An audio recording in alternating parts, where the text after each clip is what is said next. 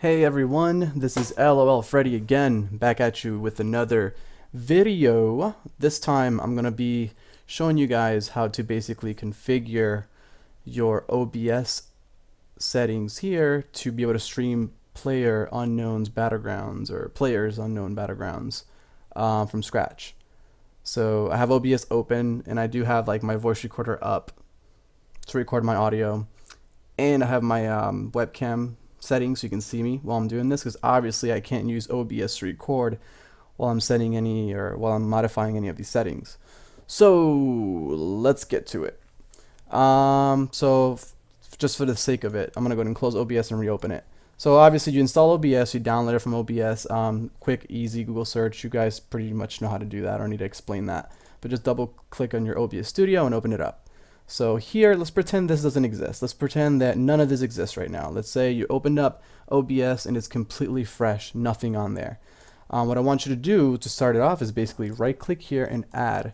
We're going to be adding a scene. So let's name this whatever you want. You can name it PUBG stream, PUBG record, whatever. But for the sake of this video, I'm just going to name it YouTube OBS, I don't know, config. Something like that, or setup. Yeah, boom, there we go. So that's what you're gonna see, this right here. So first thing we have to do is basically get a video source, because obviously right now the monitor or the screen is black because OBS doesn't have anything to really look at. So we go here to our sources, right click scene or sources, sorry, add, and we're gonna be adding a display capture. Alright, so it's asking me to either create a new one or add an existing one. For the sake of it, I'm going to create a new one. It's going to be display capture 3. If it's fresh for you, it's going to basically just say display capture like the first one. But this will be all empty for you. So display capture 3 will be just our example. I should just do example.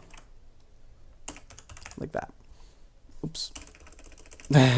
Display capture example. Alright, okay, so that's added. Alright, and then when this opens up, I know it's really overwhelming right now with all the screens. Look at this. Woo! It's trippy, isn't it? It's going to open up. Just make sure that your display is set to the correct display. I only have one monitor, unfortunately. I took away my other monitor. I'm not really using two. And just make sure it's the right display. Right now, display 0 is my only display. It will be a drop-down menu with different displays. Just make sure you choose the correct one. So we'll do display 0, and then obviously it's going to be set to your resolution, which is 1920 by 1080 for my case. And we're going to go ahead and add it. There we go. So it's been added. All right, cool beans. So that's added. So what do we do now? All right, let's see. That's pretty much there. Another thing that we're going to be using, that we're going to be needing, is a microphone input if you're going to be doing a mic input on your stream. This is going to be tricky because I'm recording here. You know what, let's just give it a try. Right click, same scene, on the source, add. We're gonna be adding a, where is it? Was it audio input? I think it was audio input device. Should be, yeah, let's see. Yeah, audio input device. There we go. So here I have an existing one, which is mic aux. Let's name it mic aux example.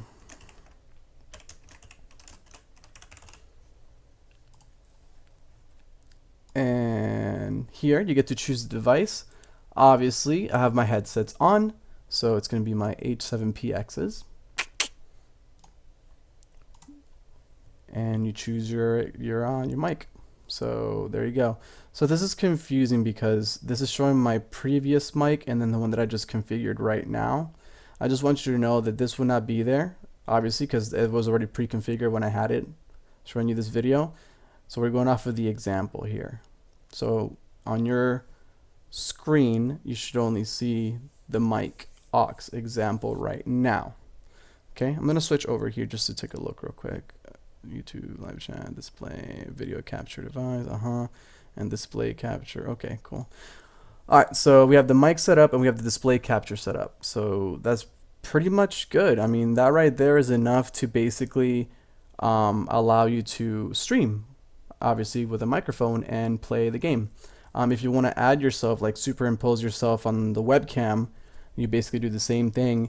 You right click, you add, and then you add a video capture device. In my case, it's going to be my existing one, which is the little Logitech camera right there.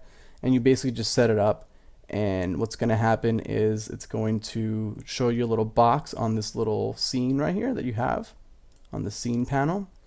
And to give an example, this is what I use for live PC streaming. Let me activate that. I don't think it's going to work, but let's see. Where's my capture device? Here you go. Double click and activate. It's not going to activate because right now it's being used over here on the screen. But basically, yeah, sure. I can't do this when I'm streaming. But basically, a little box is going to pop up and you can resize it however you want and move it about on your screen. So it would be like anywhere on here, pretty much. I can't show you obviously because I'm using my webcam through Logitech, so the software. But that's pretty much it for that. For a webcam, your video capture, and your your microphone. So microphone, video camera, and display. So once you have those set up, let's go with just the mic and the display. We need to configure our OBS settings. So for that, we click on settings. Alright, so general. Here you have your language, your theme. Choose your language, choose the theme that you like. I like dark theme because it's easier on the eyes. And pretty much none of this really matters. You can read into it, but I don't really use any of this. Show confirmation dialog when starting a new stream. This right here, it's good to have it checked because you don't want to accidentally start streaming without you knowing. So whenever I click stream, it's going to have a little confirmation dialog box, which is really helpful. Same thing when stopping the stream. It will show up a little confirmation when you use these buttons down here, the start streaming and the stop streaming when that's enabled. If you set up an actual hotkey for it, it will not prompt you because it assumes that you know you're hitting the hotkey. Stream, obviously you set up your stream to YouTube, Twitch, whatever you would like. Just make sure you don't share your stream key because then somebody can stream as you and that would not be good. You don't want that. Let's see, output. This is where it gets little crazy here. So for me personally, I like to stream PlayerUnknown's Battlegrounds with my NVENC encoder, which is basically using my GTX 1080 to do the encoding. And that works for me because I am limited. My computer's bottleneck is my CPU. I have an Intel i5 6600K overclocked to 4.4 gigs. It's an i5. It struggles to stream because it only has 4 cores, 4 threads instead of like the 4 cores, 8 threads like the i7s have. Obviously, if you want to stream and you have an i7, I definitely recommend using the processor. But if you have a processor that's not good enough, like me, then using your encoder through your video card can be a better option. I'll show you my settings right here, and then I'll show you what it would look like if you wanted to set it up with your CPU, with your central processing unit. So encoder obviously is a drop down. The H.264 would be to use your CPU, and the NVENC H.264 is to use your graphics card. So I'm going to show you what I have on my settings for the graphics card first, if you choose to go with this route. So let's see, make sure enforce streaming service encoder settings is checked. That's important. Rescale output, you don't have to worry about that because I do my rescaling on the video tab, and I'll show you later how that works. So leave it blank, you don't need to worry about that. Your rate control, this is very important. So you have a constant bit rate and variable bit rate. I don't know what CQP is, and lossless pretty much means that it streams lossless, so it's going to use a higher bit rate if it needs it. Generally speaking, when you stream, you want to use a constant bit rate. And what this does, it basically sets a cap to your bit rate for your video to stream.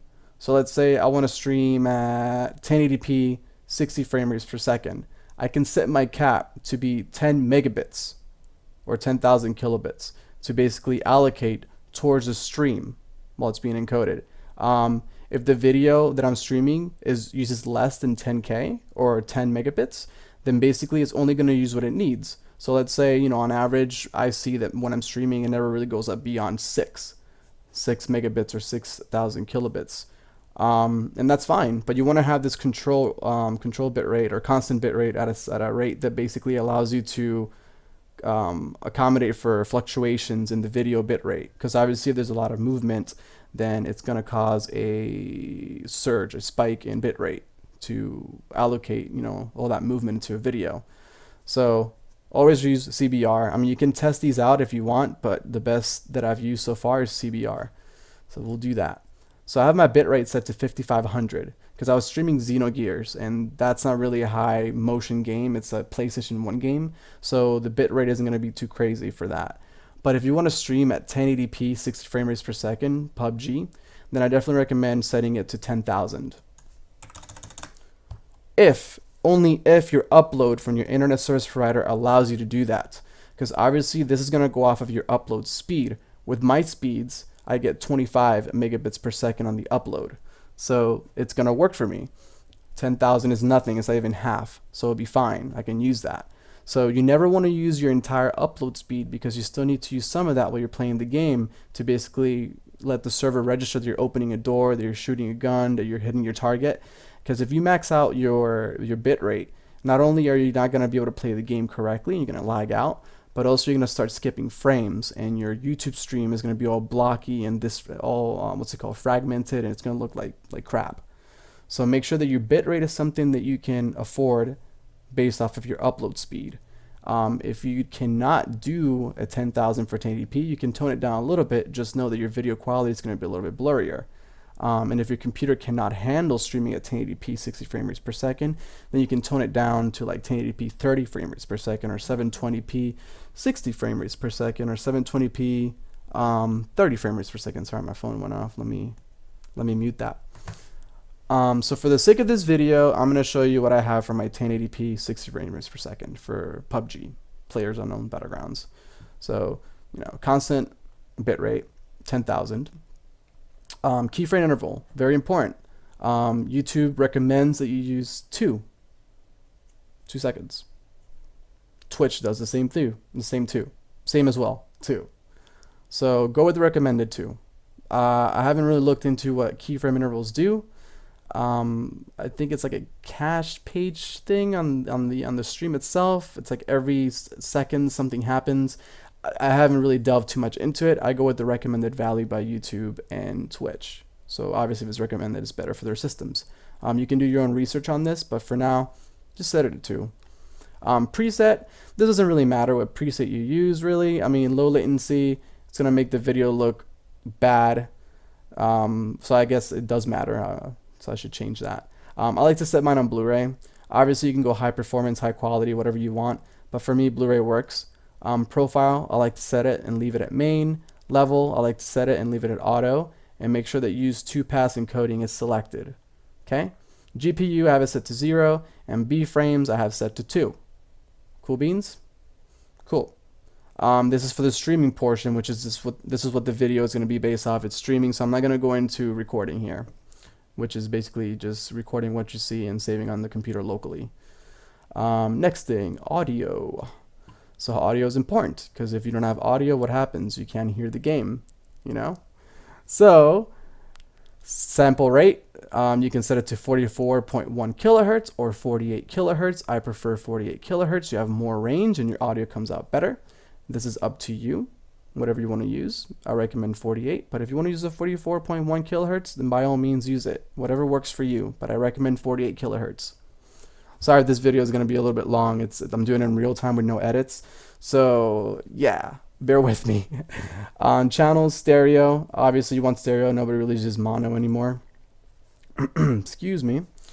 Desktop audio device. This is very important. Very important. Basically you want to make sure that this desktop audio device is set to the audio device that's on your computer. So for me, it's the headset, the H7PX gaming headset.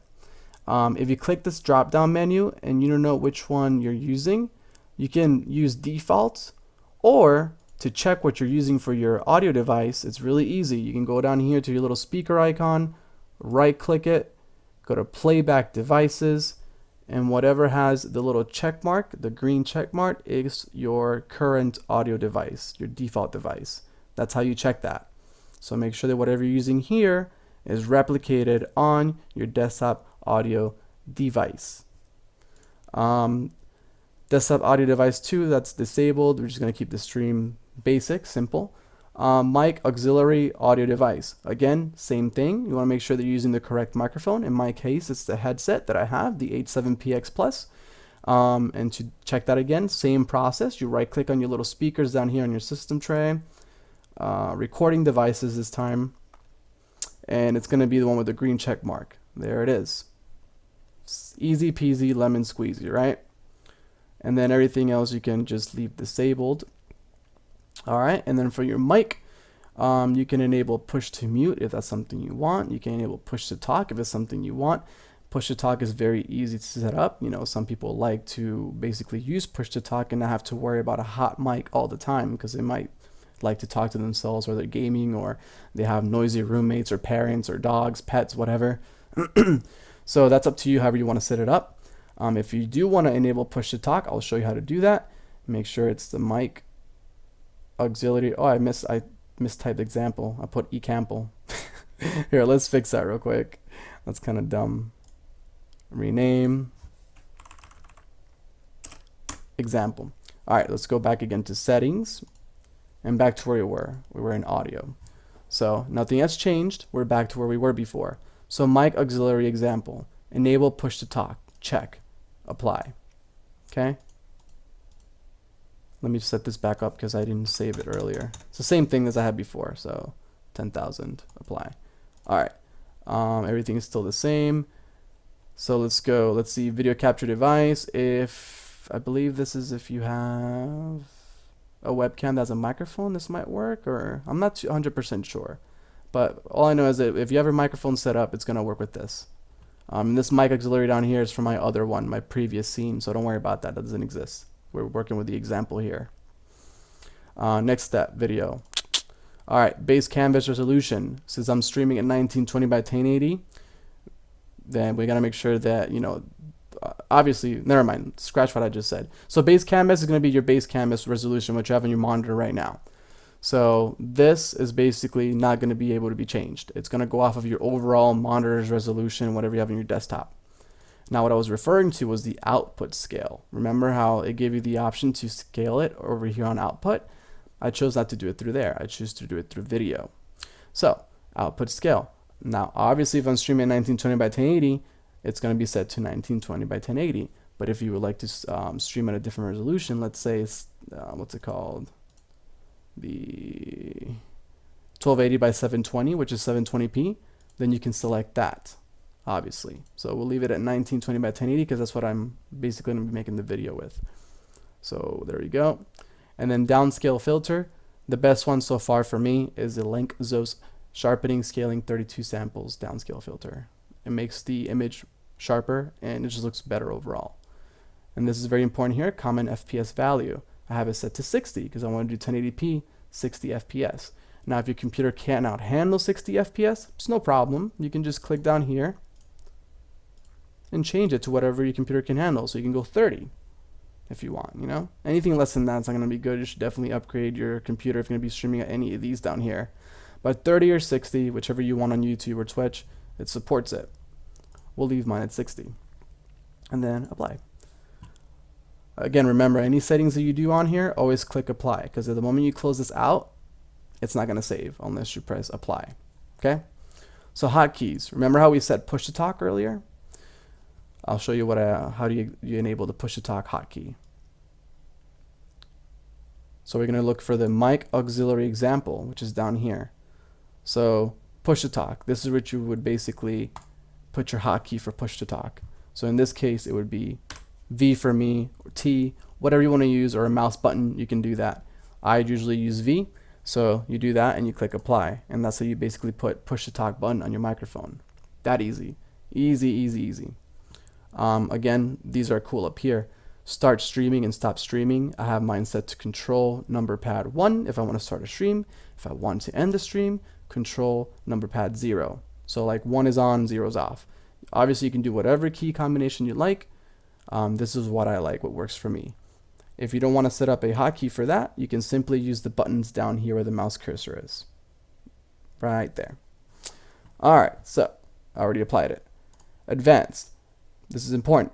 General, process priority. Since you want your stream to be basically the main important factor of your computer when you're streaming, I recommend setting the process priority to high. Render, Direct3D 11, you can leave that how it is. Video adapter, I didn't change anything. Color format, I just left it at NV12. YUV color, left it at 601. Same thing with the color range. Partial, I left it how it is. I didn't change any of that. Audio monitoring device, I left it at default. So basically none of this I changed. I didn't change any of this. So if you don't have a need to change any of this, don't do it. Don't overcomplicate things, If it's not broke, don't fix it, right? If it's not broken, do not fix it in semi-proper English. And that's pretty much it for your configurations to do pub. So again, general, do whatever you need to do here. Stream, you do your stream through YouTube or Twitch. This is where you go.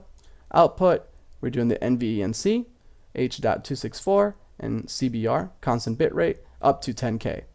You can change this however you want. Keyframe interval, 2 seconds. Everything else leave by default. Make sure your preset is set to Blu-ray or something higher like high quality. I like Blu-ray. Audio, same thing, 48 or 41 or 44.1 kilohertz. And make sure you have your correct desktop audio device and your mic. I showed you earlier how to check for that. If you want to enable push to talk, this is where you do it on your mic. In my case, it's an example because I'm showing you guys how to do that. Video, same thing. Make sure your resolution is matched to what you have, and your output resolution scale. This is what you choose to select that. Downscale filter is Langsos, and your common FPS value, whatever you want, 60 or 30 is what I recommend. Hotkeys, you know how to mess with these. I showed you. And advanced, you don't really change anything on here. All right. So that covers the NVENC portion, the NVIDIA codec. Let's go over to the other option that we have is using the CPU. So bear with me, I haven't used a CPU in a while, so I might be a little bit rusty with my settings on here. So let's just jump in there. Live and learn, right? So if you want to use your CPU, your central processing unit on the computer, you want to use the X.264 encoder. And this changes a couple of things down here, okay? So enforce streaming service encoder, make sure that's checked. Rate control, important. This is where you want to make sure that you change this to match your upload speed, that you're using it and not surpassing or using all of your upload speed. If you're going to be streaming at 1080p 60 frame rates per second, I recommend going 10,000. Obviously, it's not going to use 10,000 all the time. It's only going to use it if anything crazy spikes up. You can change this however you need it. If you notice there's some frame drop issues, you can increase the number just as long as your... Wait, I'm sorry. Scratch that. If you see any frame drops, decrease the number because it means your bandwidth is not fast enough. If your video is too pixelated, increase the bit rate, makes it sharper. Another thing that helps, obviously, sorry, sidetracked here. Your keyframe interval, same thing will be 2. All right, so CPU usage preset configuration. Higher equals less CPU. What does that mean? Higher equals less CPU. So when we click here, the higher you have this set to, the less CPU power you're using to basically render everything, encode it, and send it out. So by default, I believe it's very fast. Not 100% sure. Ultra fast, it will use very minimal CPU. Same thing with super fast and very fast. Faster starts using more. Fast uses more. Medium uses quite a bit, at least for my i5. That's when I notice slowdowns. Slow, it's going to use more processing power. Slower, even more. Very slow, an extreme amount of CPU to process your image. It's going to look really sharp, only if your CPU can handle it. And placebo, this is like ridiculous. Basically, it's the same as very slow, but people say that it actually uses more resources, but it doesn't really increase the quality at all anymore. It's just placebo. Kind of like when you take a sugar pill for a medication, like a medical study. They give you like a placebo. Same thing. If you're going to be using placebo, just use very slow. You don't really need to use placebo unless you really need to mentally. But it's up to you. For most streamers, I know they like to use very fast and super fast or faster. Just know that the lower you go, the more CPU you're going to use to make the video sharper, and it's going to use more CPU, so it'll be taxing your system more. So be careful with this. Player Unknown Battlegrounds, you know, it's a very high CPU game, so unless you have a really beefy CPU that can handle it, I don't recommend it. That's why I use NVENC. But hey, it's your stream. You can do whatever you want. Test it out. If you have the equipment, go for it. So we'll leave it at very fast. This is what happens to be the most compatible with a lot of people. Profile, I don't really set anything on there. On tune, this is where you can choose how to tune the video to basically make it look a little bit different. It's like kind of like a filter for your video. None is going to basically look like what you're used to looking at on the computer. Film, animation, things like that is going to change the way your video stream looks. I can't really explain anything more than that. If you want, you can probably go online, Google search the tune examples of the same image or something, and maybe you can find something about that. But for me, I haven't really researched it, but I know that it changes the way your video goes out. So that's up to you, whatever you want. Variable frame rate, I leave it off. And these H.264 options is to basically further change the way your H.264 encoders is basically encoding. So this is more advanced stuff. We're not going to get into it. Obviously, you can Google search and find more information about that, but this video is not about that. This is just basically trying to get you in there so you can basically pop in and start streaming right away. And that's pretty much it if you choose to use the H.264 encoder. This is all you have to do right here. And then you would click apply. And everything else is still going to remain the same how you had it before. But yeah, I'm going to just go ahead and switch it back to my NVENC because that's what I personally use to basically stream. And obviously all this stuff changed because I clicked apply on the other one. So we'll leave it like that. This is what I had before. But yeah, that's pretty much, here, let me minimize this is trippy.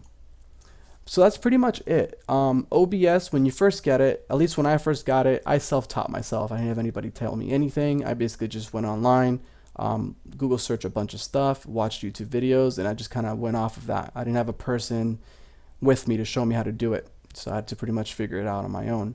And it's not that hard to use. Just make sure that when you pop up OBS for the first time, you add a scene, and then you add your sources to that scene. Very simple.